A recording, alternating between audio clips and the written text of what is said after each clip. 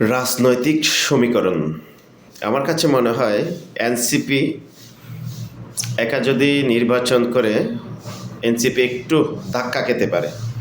আমার মনে হয় এনসিপি কোনো একটি দলের সাথে সমন্বয় করে যদি নির্বাচন করে তাহলে একটু তাদের সাপোর্ট হবে বলে মনে করি।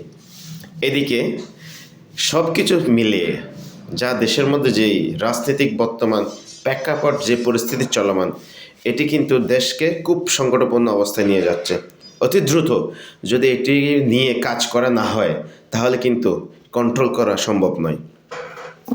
কথা আসলো কি রাজনৈতিক সমীকরণ, এখানে যদি জামাত একাভাবে নির্বাচন করে, বিএনপি একাভাবে নির্বাচন করে, জাতীয় পার্টি আছে কিনা তো আমি এখনো কনফার্ম না, এনসিপি যদি একাভাবে নির্বাচন করে তাহলে সেই ক্ষেত্রে আপনার একটু জটিলতা থেকেই যায়। আমি একটু বোঝাই বলি বিষয়টি। যেমন দেশে তো আওয়ামী লীগের ভোটারগুলো আছে, ওরা কাকে দিবে? ওগুলো সব ভাগ হয়ে যাবে, কিছু এনসিপির মধ্যে যাবে, কিছু আপনার বিএনপির মধ্যে যাবে, কিছু জামায়াত ইসলামের কাছে যাবে। অতএব এটি খুব একটি ক্রিটিক্যাল একটি সিদ্ধান্ত। যেই নেন না কেন, জামাত, বিএনপি কিংবা এনসিপি, একটু সাবধান, খুবই সাবধানের সহিত আপনাকে ফেলতে হবে, না হলে আপনি উঁচু খাওয়ার সম্ভাবনা থাকবে। কেননা কারণ আমরা যে হারে আমি বিশেষ করে আমার পোস্টে গিয়ে দেখতে পারেন, আমি কোনো রাজনীতি করি না, আমি কোনো রাজনীতিকের সাথে সম্পৃক্ততা নই। আমি একটি ছোটোখাটো একজন হাতের মিস্ত্রি, আমি হাতের কাজ করি। হ্যাঁ, হাতের কাজ বলতে আবার অন্যান্য অনেক কিছু বোঝায়। আমি টেকনিক্যাল লাইনের কাজ করি, তো আমি রাজনীতি করি না। আমি রাজনীতির বিপক্ষ যে ভাষা, যেটি আমার দল এখন ক্ষমতায় আছে, আমার দল ছাড়া অন্য ব্যতীত কোনো দলের সমর্থককে আমি এলাকার মধ্যে থাকতে দেব না, আমি এলাকা থেকে বিতাড়িত করব। এটি আমার দৃষ্টিতে এটি কামনা করে না। সেজন্য আমি রাজনীতিকে আসলে পছন্দ করি না। যদিও বা রাজনীতি যদি না হয় বা দেশে যদি স্থায়ী একটি যদি সরকার না থাকে, না হয়, তাহলে কিন্তু দেশে বড় ধরনের একটি ক্ষতি বা সম্মুখীন হতে পারে। তো সেক্ষেত্রে আমার দিক দিয়ে আমার মনে হয় অতি দ্রুত রাজনৈতিক একটি দল ইলেকশনের মাধ্যমে সরকার গঠন করুক। কিন্তু হ্যাঁ, আপনি খেয়াল করবেন আপনার প্রতিবেশীকে আপনার প্রয়োজন। যারা দূরের আত্মীয় স্বজন যেগুলো আছে, আমি আত্মীয় স্বজন দিয়ে উদাহরণটি দিচ্ছি, ওদেরকে গুরুত্ব দিতেই হবে, কিন্তু ঠিক আছে, বাধ্যতামূলক আপনার প্রতিবেশীকে গুরুত্ব দিতে হবে। আপনার প্রতিবেশীকে যদি গুরুত্ব না দেন তাহলে কিন্তু আপনার খুব আপনি একটি সমস্যায় পড়তে পারেন। প্রতিবেশী সবার আগে, দুঃখে কষ্ট থাকলে প্রতিবেশী সামনে আসবে। আর যেটি বলতে চাচ্ছি, যেমন এখন যদি জামাত ইসলাম আর এনসিপি একসাথে নির্বাচন করে, গতকালকে আমি যেটি দেখলাম, ডিগলা দিয়েছে জামাত ইসলামের সাথে একসাথে নির্বাচন করবে। আমি তাদের এই সিদ্ধান্তকে ফেলে দিচ্ছি না, কিন্তু তাদের সুন্দর একটি সিদ্ধান্ত হচ্ছে এটা। যদি এরা এনসিপি যদি ইয়ার সাথে নির্বাচন করে, জামায়াত ইসলামের সাথে যদি নির্বাচন করে, তাহলে এনসিপি কয়েকটা সিট পাওয়ার সম্ভাবনা আছে।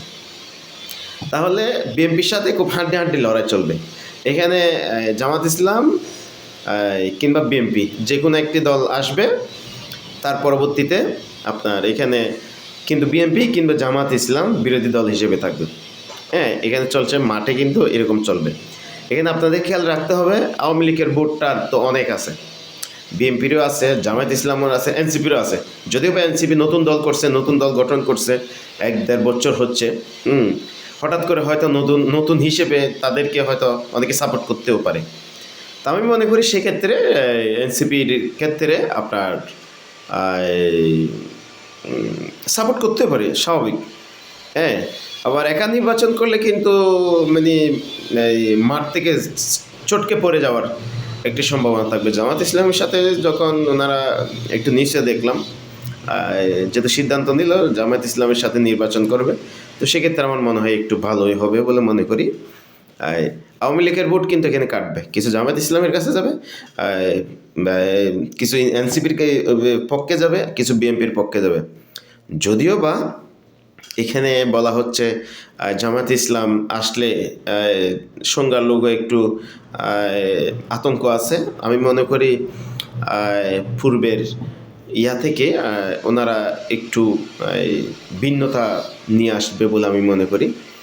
বা এর মধ্যে এত বছর বিএনপির নেতাকর্মীগুলো নির্যাতন নিপীড়ন বা হয়েছে অনেকটাই ক্ষেত্রে, তো সেক্ষেত্রে তাদেরও ভূমিকা কম নয়। কেউ কিন্তু আসলে সবাই কিন্তু দেশের জন্য চিন্তা করেছে, পাশাপাশি নিজের পকেটটা তো লাগবেই, তাহলে চলবে কীভাবে।